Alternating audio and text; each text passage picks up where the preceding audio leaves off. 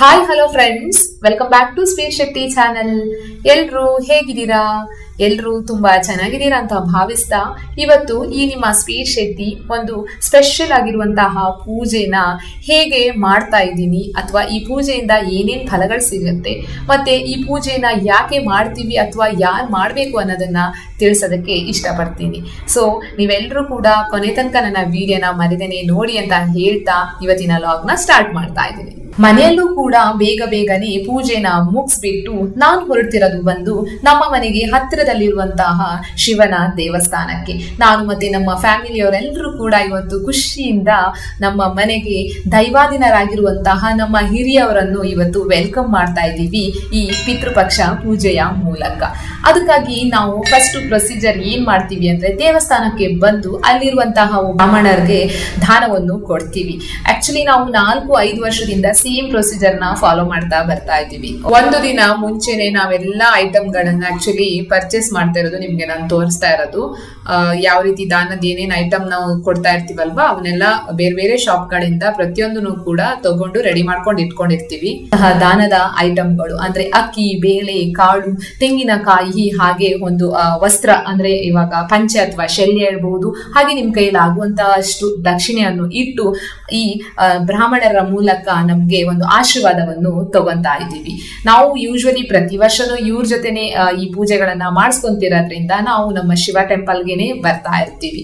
ನೋಡಿ ಅಲ್ಲಿ ನೀವೇ ನೋಡ್ತಾ ಇದ್ದೀರಾ, ಅರ್ಚಕರಿಂದ ಆಶೀರ್ವಾದ ತಗೊಂಡಾಯ್ತು. ಹಾಗೆ ನಾವು ಆಕ್ಚುಲಿ ಇವತ್ತು ಮಾಡ್ತಾ ಇರೋದು ನನ್ನ ಹಸ್ಬೆಂಡ್ ಮನೆಯವರ ಹಿರಿಯವರಿಗೆಲ್ರಿಗೂ ಕೂಡ ಇವತ್ತು ಎಡೆ ಇಡುವಂತಹ ಒಂದು ಶಾಸ್ತ್ರ. ಸೊ ಇವಾಗ ಇಲ್ಲಿ ಮಾಡ್ತಾ ಇರೋದು ಬಂದು ದರ್ಪಣ ಪೂಜೆ. ಅಂದ್ರೆ ಈ ಪೂಜೆಗೆ ನೀವು ಹೋಗುವಾಗ ಎಳ್ಳು, ಕರಿ ಎಳ್ಳನ್ನ ತಗೊಂಡು ಹೋಗ್ಬೇಕಾಗತ್ತೆ, ಹಾಗೇನೆ ದರ್ಬೆನ ಕೂಡ ತಗೊಂಡು ಹೋಗ್ಬೇಕಾಗತ್ತೆ, ಮತ್ತೆ ಕೈಯಲ್ಲೊಂದಿಷ್ಟು ಕಾಯಿನ್ ಗಳನ್ನ ಹಿಡ್ಕೊಂಡು ಹೋಗ್ಬೇಕಾಗಿರತ್ತೆ. ಯಾಕಂದ್ರೆ ಇಲ್ಲಿ ಏನ್ ಮಾಡ್ತಾರೆ ಅಂದ್ರೆ ಆಕ್ಚುಲಿ ಯಾರ್ಯಾರು ತೀರ್ ಹೋಗಿರ್ತಾರೆ ಅಲ್ವಾ, 1 by 1 ಈಗ ಜನರೇಷನ್, ಈಗ ಅಜ್ಜ ಅಜ್ಜಿ ಅವ್ರಿಗಿಂತ ಹಿರಿಯವರು, ಆ ರೀತಿ 1 by 1 ಹೆಸರನ್ನ ಹೇಳ್ತಾ ಬರ್ಬೇಕಾಗತ್ತೆ. ಅವರೇ ಕೇಳ್ತಾರೆ ಆಕ್ಚುಲಿ, ಅವ್ರಿಗೂ ನಿಮ್ಗೂ ಏನ್ ಸಂಬಂಧ ಅನ್ನೋದನ್ನು ಕೂಡ ಅಲ್ಲಿ ತಿಳಿಸ್ಬೇಕಾಗತ್ತೆ. ಆ ರೀತಿ ಒಬ್ರೊಬ್ರು ಹೆಸರು ಹೇಳ್ತಾ ನಮ್ಮ ಅರ್ಚಕರು ಯಾವ ರೀತಿ ಪ್ರೊಸೀಜರ್ ಹೇಳ್ತಾರೆ ಅದೇ ಪ್ರಕಾರ ಅಲ್ಲಿ ದರ್ಪಣ ಅಂದ್ರೆ ಇವಾಗ ಕೈಯಿಂದನೇ ಅಲ್ಲಿ ಎಳ್ಳು ಮತ್ತೆ ನೀರ್ ಜೊತೆ ಅಲ್ಲಿ ಬಿಡಬೇಕಾಗತ್ತೆ. ಸೊ ದಟ್ ಅಲ್ಲಿಗೆ ಅವ್ರನ್ನೆಲ್ಲರನ್ನ ಕೂಡ ನಾವು ಇವತ್ತಿನ ದಿನ ಮನಸ್ಫೂರ್ತಿಯಾಗಿ ನಮ್ಮ ಮನೆಗೆ ವೆಲ್ಕಮ್ ಮಾಡ್ತಾ ಇರೋದು ಅಂತ ಹೇಳ್ಬಹುದು. ಓಕೆ, ಈ ಪೂಜೆನ ಮಾಡುವಾಗ ನನ್ಗೆ ಏನ್ ಅನ್ಸ್ತಾ ಇದೆ ಅಂದ್ರೆ ಕೆಲವೊಬ್ರಿಗೆ ಪಾಪ ಇದ್ರ ಬಗ್ಗೆ ಗೊತ್ತೇ ಇರೋದಿಲ್ಲ, ಬೇರೆ ಬೇರೆ ರೀತಿಲಿ ಪ್ರೊಸೀಜರ್ ಮಾಡ್ಕೊಂಡಿರ್ತಾರೆ. ಬಟ್ ಈ ರೀತಿ ದೇವಸ್ಥಾನಕ್ಕೆ ಬಂದು ಅರ್ಚಕರ ಮೂಲಕ ಅವ್ರನ್ನ ವೆಲ್ಕಮ್ ಮಾಡೋದು ತುಂಬಾ ಶ್ರೇಷ್ಠ. ಇದರಿಂದ ನಿಮ್ಗೂ ಕೂಡ ಮುಂದಿನ ಏಳಿಗೆ ತುಂಬಾ ಚೆನ್ನಾಗಾಗತ್ತೆ ಅಂತ ಹೇಳೋದಕ್ಕೆ ಇಷ್ಟಪಡ್ತೇನೆ. ಇದು ಆಗಿದ ತಕ್ಷಣ ನೋಡಿ ಅಲ್ಲಿಂದ ಆ ನೀರನ್ನ ತಗೊಂಡ್ ಹೋಗ್ಬಿಟ್ಟು, ಎಳ್ಳು ಮಿಶ್ರಿತ ನೀರನ್ನ ತಗೊಂಡ್ ಹೋಗಿ ಅಲ್ಲಿ ಹತ್ರದಲ್ಲಿರುವಂತಹ ಒಂದು ಮರದ ಬುಡಕ್ಕೆ ಹಾಕಿ ಅಂತ ಹೇಳ್ತಾರೆ. ಮರ ಅಥವಾ ಗಿಡ ಆದ್ರೂ ನಡೆಯುತ್ತೆ, ದೇವಸ್ಥಾನ ಆಗಿರೋದ್ರಿಂದ ನಮ್ಗೆ ಅಲ್ಲಿ ಅರಳಿ ಮರ ಕೂಡ ಸಿಕ್ತು.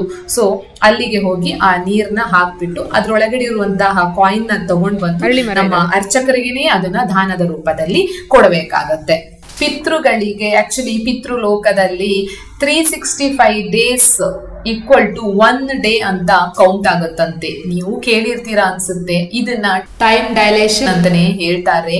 ಇದು ನಿಮ್ಗೆ ಅರ್ಥ ಆಗ್ತಾ ಇಲ್ಲ ಅಂದ್ರೆ ದಯವಿಟ್ಟು ಇಂಟರ್ಸ್ಟೆಲ್ಲರ್ ಅಂತ ಒಂದು ಇಂಗ್ಲಿಷ್ ಮೂವಿ ಇದೆ ನೋಡಿ, ಅದ್ರಲ್ಲಿ ನೋಡಿದಾಗ ಕ್ಲೀನ್ ಆಗಿ ಅರ್ಥ ಆಗುತ್ತೆ. ಆಕ್ಚುಲ್ ಅವ್ರಿಗೆ 1 ವರ್ಷ ಅಂದ್ರೆ 1 ದಿನ ಅಂತ ಕೌಂಟ್ ಆಗುತ್ತೆ. ಅದಕ್ಕೋಸ್ಕರನೇ ಅಲ್ವಾ ಈ ಪಿತೃ ಮಾಸದಲ್ಲಿ 1 ದಿನ ಅವ್ರನ್ನ ನಾವು ಮನಸಾರೆ ಮನಸ್ಫೂರ್ತಿಯಾಗಿ ನೆನ್ಸ್ಕೋತಾ, ಹಾಗೆ ಅವ್ರಿಲ್ಲ ಅಂದ್ರೆ ನಾವ್ ಇರ್ತಿರ್ಲಿಲ್ಲ ಅಂತ ಹೇಳ್ತಾ ಅವ್ರ ಪಿತೃದೋಷ ಹೇಗೆ ಬರುತ್ತೆ ಅನ್ನೋದಕ್ಕೆ ನೋಡಿ. ಆಕ್ಚುಲಿ ಈ ಪಿತೃ ಮಾಸದಲ್ಲೇನೆ ಅಲ್ವಾ ಎಲ್ಲ ಪಿತೃಗಳನ್ನು ಕೂಡ ಅವರವರ ಕುಟುಂಬದವ್ರು ಮಾಡುವಂತಹ ಆತಿಥ್ಯವನ್ನು ಸ್ವೀಕಾರ ಮಾಡೋದಕ್ಕೆ ದರೆಗಿಳಿದು ಬರ್ತಾರೆ. ಅಂತ ಟೈಮಲ್ಲಿ ಯಾರು ಮನೆಯಲ್ಲಿ ಪಿತೃ ಪಕ್ಷನ ಮಾಡದೇ ಇದ್ದಾಗ ನೋಡಿ ಈ ಪೂಜೆನ ಪಾಪ ಆ ಪಿತೃಗಳು ಎಷ್ಟೊಂದು ನೊಂದ್ಕೊಂಡಿರ್ತಾರೆ, ಎಷ್ಟೊಂದು ಬೇಜಾರಾಗಿರ್ತಾರಲ್ವಾ, ಅದನ್ನೇ ಪಿತೃದೋಷ ಅಂತ ಹೇಳ್ತಾರೆ. ಅದು ಆಕ್ಚುಲಿ ನಮ್ಗೋ ಅಥವಾ ನಮ್ಮ ಮುಂದಿನ ಜನರೇಷನ್ಗೆ ತುಂಬಾ ಎಫೆಕ್ಟ್ ಕೊಡೋದಕ್ಕೆ ಸ್ಟಾರ್ಟ್ ಮಾಡುತ್ತೆ. ಪೂಜೆ ಎಲ್ಲ ಚೆನ್ನಾಗಿ ಮುಗೀತು, ಅಲ್ಲಿಂದ ಮನೆಗೆ ಹೊರಟ್ವಿ. ಹೊರಡ್ತಾ ಹಸ್ಬೆಂಡ್ ಫ್ರೆಂಡ್ ಕೂಡ ಆನ್ ದ ವೇ ಸಿಕ್ಕಿದ್ರು. ಮಾತಾಡ್ಕೊಂಡು ಅಲ್ಲಿಂದ ಹಾಗೆ ಮಟನ್ ಅಂಡ್ ಚಿಕನ್ ಎಲ್ಲ ಶಾಪಿಂಗ್ ಮಾಡ್ಕೊಂಡು ಮನೆಗೆ ಬಂದು ಬೇಗ ಬೇಗ ಕ್ಲೀನ್ ಮಾಡ್ಕೊಂತಾ ಇದ್ವಿ ನೋಡಿ. ಹಾಗೆ ನಾನು ಕೂಡ ನನ್ನ ಕೈಯಲ್ಲಿ ಮಾಡುವಂತಹ ಅಡ್ಗೆಗಳನ್ನೆಲ್ಲ ಬೇಗ ಬೇಗ ಮುಗಿಸ್ಬೇಕು ಅಂತ ನಮ್ಮ ಹಸ್ಬೆಂಡ್ ಊರ್ ಕಡೆ ಸ್ಪೆಷಲ್ ಅಕ್ಕಿ ಕಡುಬನ್ನ ರೆಡಿ ಮಾಡ್ಕೊಂಡೆ. ಅದು ಕೂಡ ನೋಡಿ ನಾನು ತೋರಿಸ್ತಾ ಇರೋ ಹಾಗೇನೆ ನೀರ್ ಇಟ್ಬಿಟ್ಟು ನೀರ್ ಕುದಿ ಬಂದ್ಮೇಲೆ ಅಕ್ಕಿ ಹಿಟ್ಟನ್ನ ಅಳತೆ ಪ್ರಕಾರ ಹಾಕಿ ಆಮೇಲೆ ಸ್ವಲ್ಪ ತಣ್ಣಗಾಗಕ್ ಬಿಟ್ಟು ಕ್ಲೀನ್ ಆಗಿ ಚಿಕ್ಕದಾಗಿ ಉಂಡೆ ಮಾಡಿಕೊಂಡು ನಾವು ಇಡ್ಲಿ ಪಾತ್ರೆಯಲ್ಲಿ ಇಟ್ಬಿಟ್ಟು 20 ನಿಮಿಷದಿಂದ ಅರ್ಧ ಗಂಟೆ ಇಟ್ಟರೆ ಬಿಸಿ ಬಿಸಿ ಆಗಿರುವಂತಹ ಉಂಡೆ ರೆಡಿ ಆಗುತ್ತೆ. ಮೊಟ್ಟೆ ಕೂಡ ಬೇಯಿಸ್ಕೊತಾ ಇದ್ದೀನಿ ಸೈಡಲ್ಲಿ. ಅಷ್ಟರಲ್ಲಿ ನಮ್ಮ ಅತ್ತೆನೂ ಕೂಡ ಬೇಗ ಬೇಗ ಅವರ ಕೆಲಸಗಳನ್ನೆಲ್ಲ ಮುಗಿಸ್ಬಿಟ್ಟು ನಮ್ಮ ಮನೆಗೆ ಬಂದ್ರು. ನಮ್ಮ ಅತ್ತೆ ಸ್ಪೆಷಲ್ ಆಗಿ ಆಕ್ಚುಲಿ ಬಿರಿಯಾನಿ ಚೆನ್ನಾಗಿ ಮಾಡ್ತಾರೆ, ಹಾಗೆ ಗೀ ರೈಸ್ ಚೆನ್ನಾಗಿ ಮಾಡ್ತಾರೆ, ವೆಜ್ ಪಲಾವ್ ಕೂಡ ಚೆನ್ನಾಗಿ ಮಾಡ್ತಾರೆ ಅಂದ್ಬಿಟ್ಟು ಅವ್ರ ಹತ್ರ ನಾನು ಒಂದು ಪ್ರೊಸೀಜರ್ನ ತಿಳ್ಕೊತಾ ಇದ್ದೀನಿ ನೋಡಿ. ಗೀ ರೈಸ್ ಕೂಡ ಮಾಡ್ತಾ ಇರೋದನ್ನ ಕಲ್ತ್ಕೊತಾ ಇದ್ದೀನಿ. ಎಲ್ಲ ಅಡುಗೆಗಳು ರೆಡಿ ಆಗಿದ ತಕ್ಷಣ ನೋಡಿ ಈ ರೀತಿ ಫೋಟೋ ಇದ್ರೆ ಇಡಬಹುದು, ಇಲ್ಲ ಅಂದ್ರೂ ನಡೆಯುತ್ತೆ. ನಮ್ಮಲ್ಲಿ ಫೋಟೋ ಇರೋದ್ರಿಂದ ಬಾಳೆ ಎಲೆ ಇಟ್ಬಿಟ್ಟು ಅಕ್ಕಿ ಹಾಕ್ಬಿಟ್ಟು ಆಕ್ಚುಲಿ ಬಟ್ಟೆನ ಇಲ್ಲೂ ಕೂಡ ಇಡ್ಬೇಕಾಗತ್ತೆ.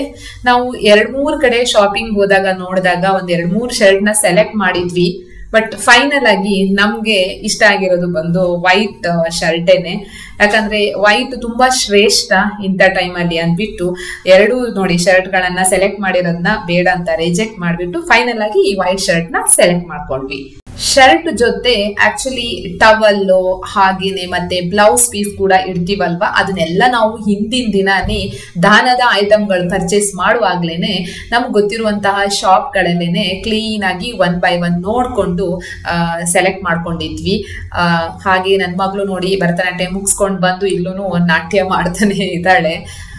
ಸೊ ಇಷ್ಟು ನಾವು ಹಿಂದಿನ ದಿನ ಪ್ರಿಪ್ರೇಷನ್ ಮಾಡ್ಕೊಂಡಿರ್ತೀವಿ. ಇಲ್ಲಾಂದ್ರೆ ಒಂದೇ ಸರಿ ಎಲ್ಲದೂ ಕೂಡ ಒಟ್ಟಿಗೆ ತಗೊಳ್ಳೋದಕ್ಕೆ ಕಷ್ಟ ಆಗುತ್ತೆ ನೋಡಿ. ಇವಾಗ 1 by 1 ಕ್ಲೀನ್ ಆಗಿ ಫೋಟೋದ ಮುಂದೆ ಅರೇಂಜ್ ಮಾಡಿ ಮತ್ತೆ ಅದಕ್ಕೆ ಹೂವಿನ ಹಾರ ಹಾಕ್ಬಿಟ್ಟು ಸೇಮ್ ಇವಾಗ ಗಂಧ ಅರಿಶಿನ ಕುಂಕುಮ ಇಟ್ಬಿಟ್ಟು ಇಲ್ಲಿ ಒಂದು ವಿಶೇಷ ಅಂದ್ರೆ 2 ಎಲೆಗಳನ್ನ ಇಡಬೇಕಾಗುತ್ತೆ.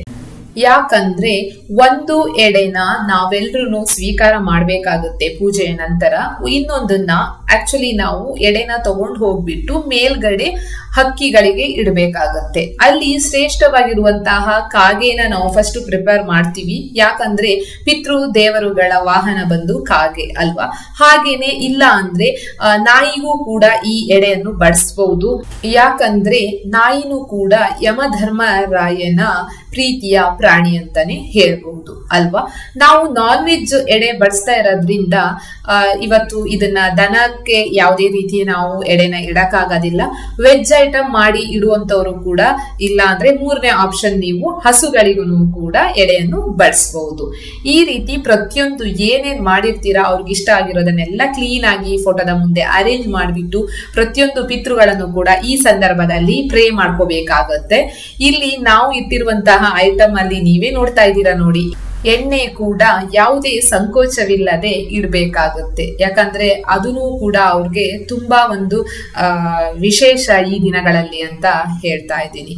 ಸೊ ಎಲ್ರೂ ಸೇರಿ ಒಟ್ಟಿಗೆ ಪೂಜೆ ಮುಗಿಸಿ ಮಂಗಳಾರತಿನೂ ಕೂಡ ಮಾಡಿ ಧೂಪ ಹಾಕೋದು ತುಂಬಾ ಇಂಪಾರ್ಟೆಂಟ್ ಆಗತ್ತೆ ಈ ಪೂಜೆಗೆ. ಫೈನಲ್ ಆಗಿ ಎಲ್ಲರೂ ಧೂಪನ ಈ ರೀತಿ ನಾವು ತೋರಿಸ್ತಾ ಇದೀನಲ್ವಾ ಹಾಕ್ಬಿಟ್ಟು ಹೊರಗಡೆನೂ ಕೂಡ ಒಂದು ಗ್ಲಾಸ್ ಅಲ್ಲಿ ನೀರ್ನ ಇಟ್ಬಿಟ್ಟು ಈ ರೀತಿ ಡೋರ್ ಕ್ಲೋಸ್ ಮಾಡಿ ನಾವು ಹೊರಗಡೆ ವೆಯ್ಟ್ ಮಾಡ್ಬೇಕಾಗುತ್ತೆ. ಇಲ್ಲಿ ನಮ್ಮ ಪಿತೃಗಳು ಬಂದು ಖುಷಿಯಿಂದ ಅವರು ನಾವು ಮಾಡಿರುವಂತಹ ಅಡುಗೆಗಳನ್ನೆಲ್ಲ ಕ್ಲೀನ್ ಆಗಿ ತಿನ್ಬಿಟ್ಟು ಹೋಗ್ತಾರೆ ಅನ್ನೋಂತಹ ಒಂದು ಶಾಸ್ತ್ರ ಅಲ್ವಾ. ನನಗೆ ಇನ್ನೊಂದು ವಿಷಯ ಹೇಳ್ಬೇಕು ನಿಮ್ಗೆ ಫ್ರೆಂಡ್ಸ್, ಏನಂದ್ರೆ ತುಂಬಾ ಜನ ಫ್ಯಾಮಿಲಿಲಿ ಈಗ ಅಣ್ಣ ತಮ್ಮಂದ್ರು ಅಂದ್ರೆ ಎಲ್ಲ ಬ್ರದರ್ಸು ಆ ರೀತಿ ಎಲ್ಲ ಜಗಳ ಆಡ್ಕೊಂಡು ತುಂಬಾ ಜನ ದೂರನೇ ಇರ್ತಾರೆ. ಬಟ್ ಈ ಸಂದರ್ಭಗಳಲ್ಲಿ ಪಿತೃಪಕ್ಷ ಟೈಮ್ ಅಲ್ಲಿ ಅವರೆಲ್ಲರೂ ಒಟ್ಟಿಗೆ ಸೇರ್ಕೊಂಡು ಈ ಪೂಜೆ ಮಾಡ್ಲೇಬೇಕು ಅಂತ ನನ್ನ ಅನಿಸಿಕೆ. ಯಾಕಂದ್ರೆ ಅದರಿಂದನೇ ಅಲ್ವಾ ಪ್ರತಿಯೊಂದು ಕೂಡ ಮುಂದಿನ ಜನರೇಷನ್ ಅಥವಾ ಅವ್ರು ಮಾಡುವ ಕೆಲಸ ಕಾರ್ಯಗಳಲ್ಲಿ ಸಕ್ಸಸ್ ಸಿಗುತ್ತೆ ಅನ್ನೋದು ನನ್ನ ಭಾವನೆ. ಆ ರೀತಿ ಮಾಡಿದ್ರೆ ತುಂಬಾ ಒಳ್ಳೇದು ಅಂತ ಹೇಳ್ತಾ ನೋಡಿ ಒಳಗಡೆ ಬಂದು ಆ 2 ಎಡೆಗಳಲ್ಲಿರುವಂತಹ ಸ್ವಲ್ಪ ಐಟಮ್ಗಳನ್ನ ಪ್ರತಿಯೊಂದನ್ನು ಶೇರ್ ಮಾಡಿ ಇನ್ನೊಂದು ಪ್ಲೇಟ್ಗೆ ಹಾಕೊಂಡು ನಾವು ಮೇಲ್ಗಡೆ ನಮ್ಮ ಮನೆಯ 3 ಫ್ಲೋರ್ ಮೇಲ್ಗಡೆ ಹತ್ಬಿಟ್ಟು ಅಲ್ಲಿ ನಮ್ಮ ಕಾಗೆಗೋಸ್ಕರ ಅಲ್ಲಿ ಎಡೆ ಇಟ್ಟು ಬರ್ತೀವಿ. ಈ ರೀತಿ ಅಲ್ಲೂ ಕೂಡ ಒಂದು ಮೇಲ್ಗಡೆ ಸಣ್ಣದಾಗಿ ಒಂದು ಧೂಪ ಹಚ್ಬಿಟ್ಟು ಮನಸ್ಫೂರ್ತಿ ಪ್ರೇ ಮಾಡ್ಕೊಂಡು ಇಲ್ಲಿಗೆ ಈ ಎಡೆ ಕಾರ್ಯಕ್ರಮ ಮುಗಿಯತ್ತೆ. ಕೆಳಗಡೆ ಬಂದು ನಾವೆಲ್ಲರೂ ಸೇರ್ಕೊಂಡು ನಾವು ಮಾಡಿರುವಂತಹ ಅಡಿಗೆನ ಊಟ ಮಾಡ್ತೀವಿ. ಇವತ್ತು ನಮ್ಮ ಮನೆಗೆ ಗೆಸ್ಟ್ ಆಗಿ ನಮ್ಮ ಮನೆಗೆ ಹತ್ತಿರ ಇರುವಂತಹ ಸೂಪರ್ ಮಾರ್ಕೆಟ್ ಅಲ್ಲಿ ಸೆಕ್ಯೂರಿಟಿ ಗಾರ್ಡ್ ಆಗಿ ವರ್ಕ್ ಮಾಡುವಂತಹ ಒಬ್ರು ಅಂಕಲ್ ನ ಕರೆದಿದ್ವಿ. ನಾವು ಯಾವಾಗ್ಲೂ ಅಲ್ಲಿ ವಿಸಿಟ್ ಮಾಡಿದಾಗ ತುಂಬಾ ಚೆನ್ನಾಗಿ ಮಾತಾಡ್ತಾ ಇದ್ರು. ಸೊ ಅವರು ಖುಷಿಯಾಗಿ ಬಂದು ಊಟ ಮಾಡ್ಕೊಂಡು ಹೊರಟ್ರು. ಇಲ್ಲಿಗೆ ಇವತ್ತಿನ ಈ ಲಾಗ್ ನ ಮುಗಿಸ್ತಾ ಇದ್ದೀನಿ ಅಂತ ಹೇಳ್ತಾ, ದಯವಿಟ್ಟು ನಿಮ್ಗೆಲ್ರಿಗೂ ತುಂಬಾ ಇಷ್ಟ ಆಗಿದ್ರೆ ಪ್ಲೀಸ್ ನನ್ನ ಚಾನೆಲ್ ನ ಸಬ್ಸ್ಕ್ರೈಬ್ ಮಾಡಿ, ಹಾಗೆ ಲೈಕ್ ಮಾಡಿ.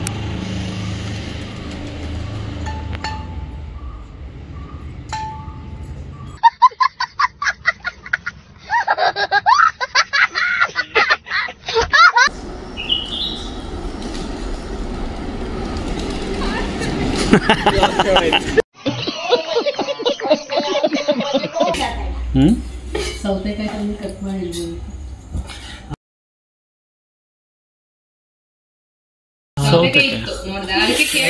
ಸೌತೆಕಾಯಿ ಇತ್ತು.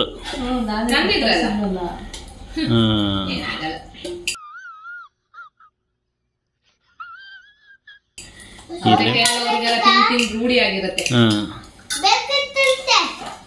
ಈಗ ಇಂತ ಆಟ ಆಯ್ತು, ವೆಲ್ಕಮ್ ಮಾಡಿ ತಾತನ್ ಕಳ್ಸಾಯ್ತು.